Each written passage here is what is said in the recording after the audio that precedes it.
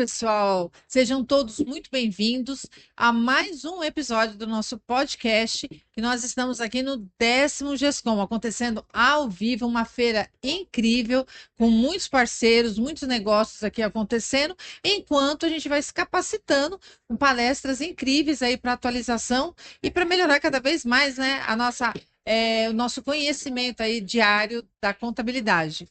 E aqui a gente tem um conteúdo assim, sempre muito importante para levar o que tem de melhor para vocês, o que é de mais novo no mercado e como essas ferramentas, essas empresas podem ajudar no nosso dia a dia. E eu vou falar aqui um pouquinho para vocês sobre a Iungo. E quem mais vai estar falando comigo aqui é o Cristiano para contar um pouquinho sobre essa empresa que já está quase completando o seu 8º ano aqui no mercado. Seja muito bem-vindo. Você sabe que eu fiquei muito feliz de ser entrevistado por você, Silvana. Ai, que bom. Pela admiração, né?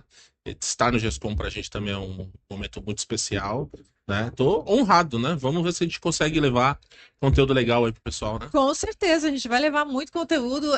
Eu fico muito feliz, né? Já conheço o seu trabalho, conheço sua pessoa, né? É sempre muito agradável estar nos eventos. Eu fico bastante feliz. E a gente já até faz uso de algumas ferramentas, a gente sabe exatamente como que funciona muito bem. Mas para quem não conhece ainda, conta para a gente um pouquinho como é que o que a Iungo faz, o que ela pode oferecer para os empresários. Nós somos essencialmente uma operadora de telefonia fixa, só que nós nos concentramos no serviço de virtualização de PBX. Nós temos um produto já consolidado, são quase 4.000 clientes de telefonia fixa. Com o serviço PBX em nuvem. Aqui na feira a gente está trazendo um lançamento, né, aqui no GESCOM, que é a integração da telefonia com o ambiente de mensageria do WhatsApp, né? Então a ideia é que você possa gerir tanto as mensagens do seu escritório quanto também a telefonia, a comunicação por voz, né? Quem me vê nas redes sociais todos os dias, falo muito de equilíbrio, né, entre tecnologia e humano. Então, essencialmente, apesar de a gente ser uma empresa de tecnologia, a minha bandeira é que a gente consiga ter intenção na conversa e no uso específico do canal de comunicação para a gente não errar a mão, né? E aí é um ponto também, se a gente puder entrar um pouco hoje, acho que as pessoas resumem tudo só a texto e provoca muito afastamento, né? E negócios contábeis que vendem confiança precisam de proximidade. Proximidade. A gente está falando num momento assim, de muita tecnologia, né? Muita inteligência artificial, mas que são ferramentas que veio para ficar, para ajudar, para trazer mais tempo para que a gente possa ter tempo de estudar e fazer uma aproximação. Porque, por mais que a gente tenha essas ferramentas, o que é mais importante, né, sem dúvida nenhuma, é que a gente tenha cada vez mais contato com o cliente, que a gente seja mais consultivo. E como você falou, é questão de confiança. Sim. E confiança requer proximidade, intimidade, né? E se a gente deixar tudo muito robotizado, a gente não vai ter isso. Sim. E eu acho muito interessante a questão da telefonia que vocês propõem, porque além de ser uma coisa muito prática, dá uma economia enorme, né? Uma economia muito bacana.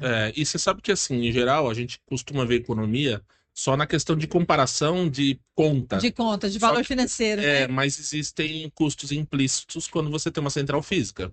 Manutenção, obsolescência, atualização, backup, gestão disso tudo, né? Como a gente resume isso num serviço, né, e a gente acaba tratando tudo isso, acaba que tem custos que o empresário não vê. Então o custo, a redução é muito maior, né? É verdade. Muito maior. E a mensageria, tem algumas empresas que ainda não utilizam, né? Porque elas acabam achando que vai ficar uma coisa muito robotizada. Mas como é que vocês orientam ao pessoal usar a questão também da mensageria, né? Que é a troca de mensagens de forma interna e também com o cliente externo, né? Quais as dicas que vocês dariam? O que o sistema oferece de diferente para que a gente tenha um pouquinho mais desse contato? Você sabe que esse produto é um lançamento que a gente está trazendo aqui. Minha formação é técnica, né? Nós estamos rodando esse produto tem cerca de 90 dias. Né? Tudo que começa, né? 90 dias? 90 dias, né? O produto de mensageria é muito recente. A gente começou tentando fazer o que o mercado faz, né? O empresário normalmente não quer pagar muita coisa, né? Não quer pagar. E aí o que acontece?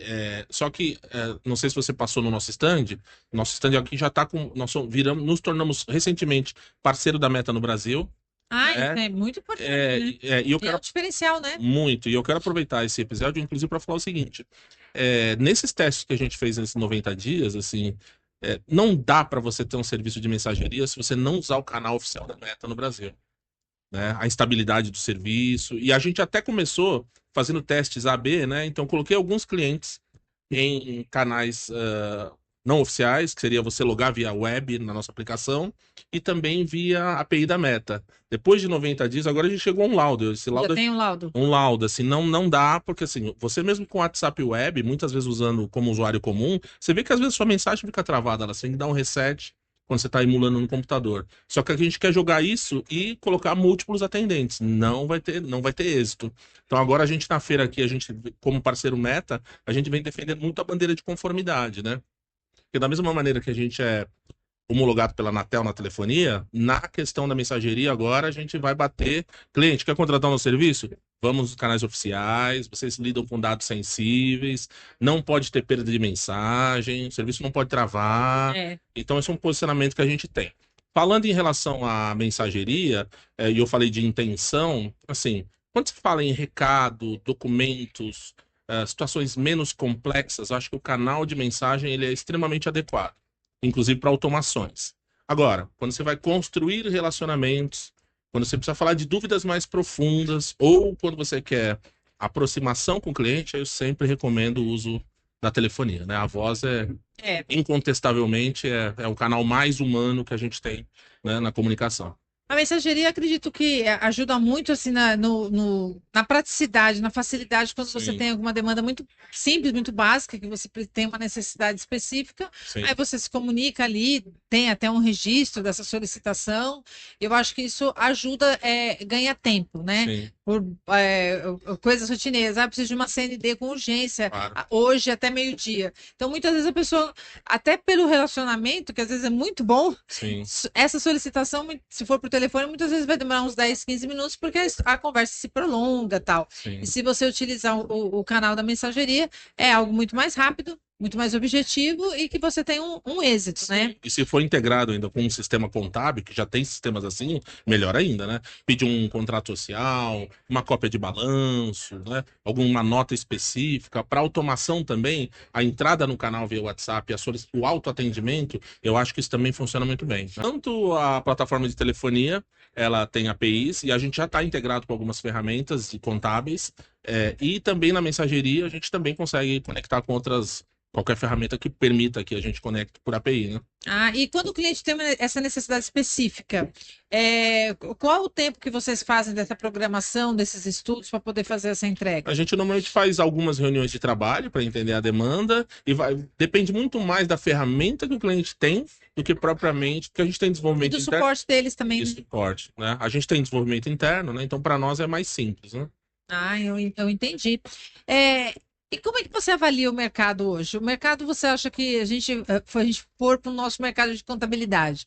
Você acha que as empresas contábeis todas estão acompanhando todas essas transformações, buscando mais tecnologia, inovando? Ou você acha que ainda tem uma grande massa que está fora dessa movimentação? Eu sou estudioso, né, de ser multissetorial, né? O ser humano por si só, ele como chama? Conservador, né? Os grandes quem adota ferramentas antes dos demais, só 13,5%. Quase 87% do mercado é conservador. E eu vou te dar números. Ainda? A cada 10 clientes que nos procuram com telefonia, 8 ainda usam centrais tradicionais. E geralmente o que segura eles nem é tanto a tradição, é o receio da mudança. Receio da mudança. Mudar dói, né? Agora, nós tivemos uma aceleração de mundo, que a pandemia é um fator que, né, é um ponto de inflexão nessa história, e uma questão que, assim, nos últimos anos que eu percebi no setor contábil, colocou-se muita expectativa só em tecnologia como prosperidade dos negócios. Inclusive, eu tenho palestrado muito falando disso, né? O empresário contábil, né, até os eventos, a grade dos últimos anos que eu acompanhei, estive presente, colocou uma alta expectativa na tecnologia, Muitos deles rechearam seus escritórios com tecnologia, mas não estão vendo o desenvolvimento das receitas na mesma proporção. Ah, isso é verdade. Então, né? E aí, assim, tá bom, Cristiano, qual que é a fórmula? A minha fórmula é relacionamento. Construção de relacionamentos. Então, a ferramenta precisa ser um apoio operacional, de praticidade, produtividade, mas o empresário de uma empresa de serviços com clientes mensalistas precisa investir seu tempo na construção de relacionamentos. Eu acho que esse é o ponto, né? Pro próximo, nós estamos falando aqui de adaptação, né? O tema do 10º gestão é adaptação. A grande adaptação é a gente voltar a ser humano.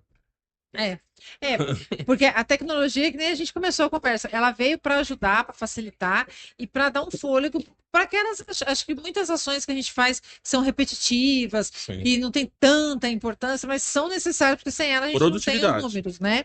Então a gente aumenta uma produtividade, ganho de tempo, e com isso a gente consegue deixar os profissionais com uma liberdade maior, né, de tempo, para que eles possam estudar, se aprimorar, atender com mais excelência, com Construir mais calma relacionamento. o cliente, e estreitar com quem ele já tem relacionamento, e com quem ele não tem, ele buscar criar esse relacionamento. Porque eu acho que quando a gente fala assim de um segmento, todos vão basicamente entregar a mesma coisa. Uhum. E a gente sempre vai falar que o mínimo que se pede é que seja feita tudo entregue com maestria, com competência, parte técnica excelente, mas o que traz o diferencial, eu acredito que realmente é a confiabilidade, né? O relacionamento, o ser consultivo ali, que sai um pouco da esfera do que foi contratado, na verdade? Eu tenho falado uma coisa que incomoda as pessoas, viu, Simona?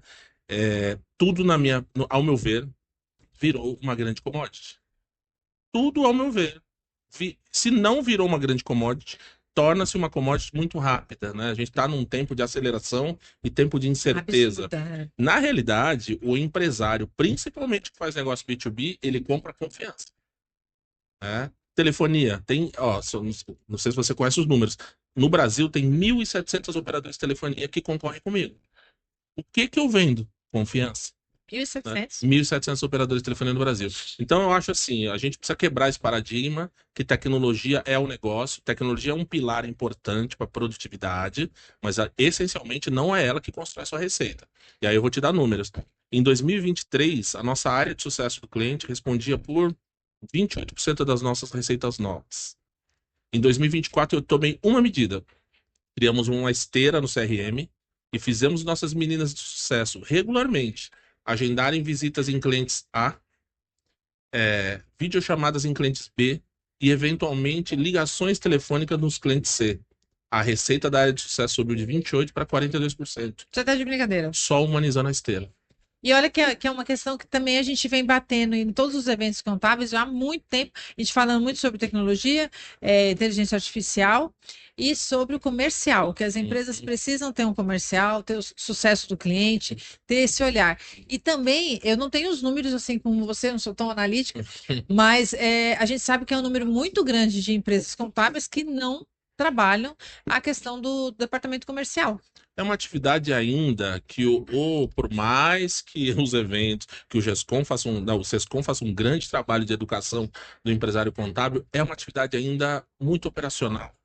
E é difícil o empresário contábil sair desse lugar, né? E olha que eu visito muito escritório, né? E é onde eu mais aprendo. E normalmente eu vejo o dono do escritório lá no canto, sem tempo, estressado, correndo contra o tempo, quando, né, ele tem um mundo e um universo de oportunidades dentro da própria carteira de clientes, né? E o empresário contábil, ele cresce quando ele forma uma equipe funcional, que não depende dele, e quando ele começa realmente a fazer a gestão do seu negócio, porque não é um escritório de contabilidade, já deixou de ser há muito tempo, é uma empresa contábil. Sim. Então ela precisa ter todas as questões de gestão e cada vez mais a gente tem que se aprimorar nisso. E, então o trabalho do SESCOM realmente é esse, é de capacitar cada vez mais os nossos colaboradores, mas principalmente mudar esse insight aí da cabeça do empresário para fazer com que ele possa gerir de fato a empresa dele, não ficar só apegada às questões técnicas, né? Vou puxar a sardinha, porque quando a gente puxa a sardinha, sempre alguém fica com ciúme.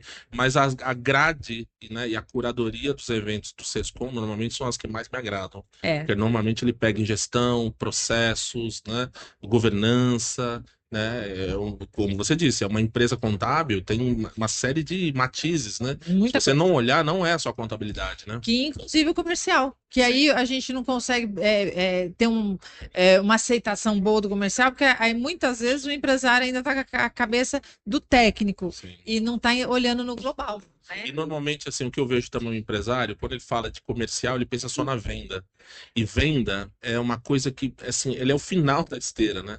Onde começa a venda? Construção de marca, mensagem de marca, definição de um nicho, área de atuação, como é que eu vou me comportar no mercado do cliente que eu vou buscar, trabalho de consciência de problema, até que o cliente levante a mão para tomar a decisão. Então a venda é o final, na verdade, né? Tem todo um input para esse output sair na venda, só que a gente normalmente inverte, né? E esse input começa onde? Na construção de relacionamento. Eu não acredito em venda e construção de relacionamento com afastamento usando barreiras digitais, que é o caso da mensageria. É. E aí, assim, o melhor, presencial. Não dá? Videochamada. No mínimo, um telefonema. Tem que ter essa proximidade. Tem que ter proximidade. A venda é uma ciência social e humana. Ela não é uma ciência técnica.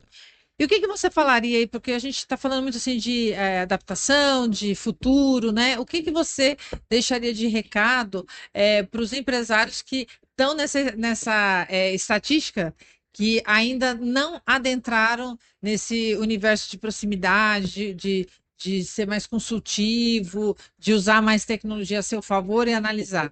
Eu acho que, assim, normalmente os clientes que a gente atende, mesmo os de pequeno porte, os escritórios contábeis, tem de 40 a 80 clientes, né? Eu acho que o início é um mapeamento profundo da sua base. Você tem grandes oportunidades dentro da sua base de clientes, né? Também acho. Cadeia de produção que esse cliente tem, fornecedores, listar, cadastrar, os próprios. Você tem dinheiro até nas entidades de CPF dos sócios que você atende, né? Eu já vi, por exemplo, escritórios vendendo plano de saúde, medicina do trabalho. Cara, você tem um hub de oportunidade.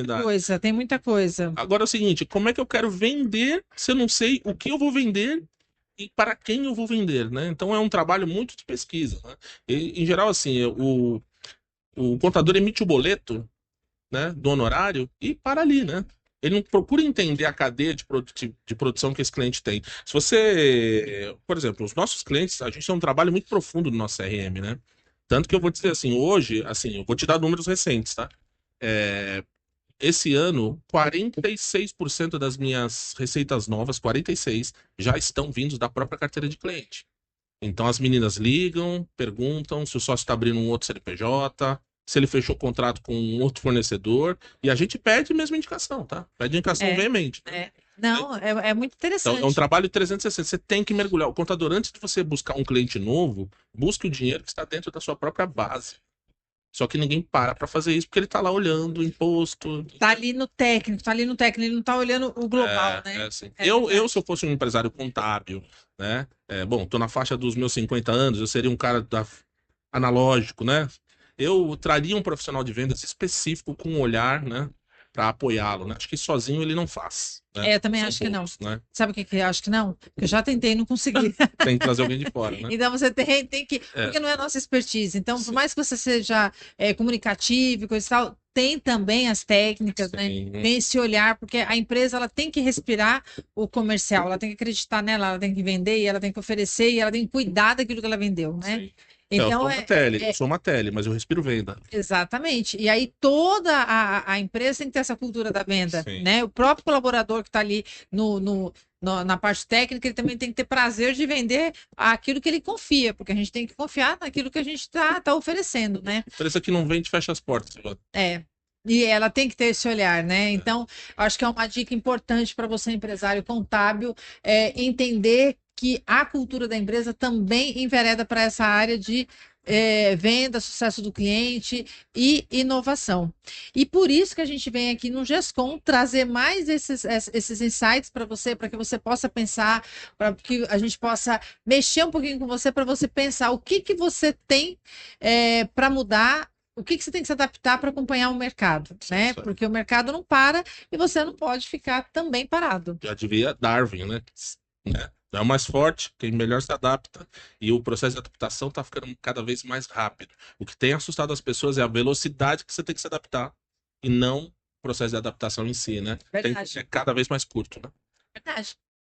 Dá um recadinho final pro pessoal, porque infelizmente acabou o nosso tempo, o que é bom passar rápido, mas Uhum. depois a gente pode fazer um mais prolongado, com você dando muitas dicas aí pro pessoal. Mas agora faz o seu lembrete, assim, para pensando no futuro. Bom, como eu disse, assim, a Yungo é uma empresa de tecnologia, mas fundamentalmente nós apostamos muito na humanização como expansão dos negócios. Agradecer a Silvana pela presença aqui no GESCOM e quem quiser me acompanhar nas redes sociais, estou todos os dias postando, falando inclusive desses assuntos. No Instagram, @Cristiano Icari, no LinkedIn é linkedin.com/Cristiano Icari. Olha, Cris, muito obrigada. Foi um prazer estar aqui com você, trocar rapidinho essas informações.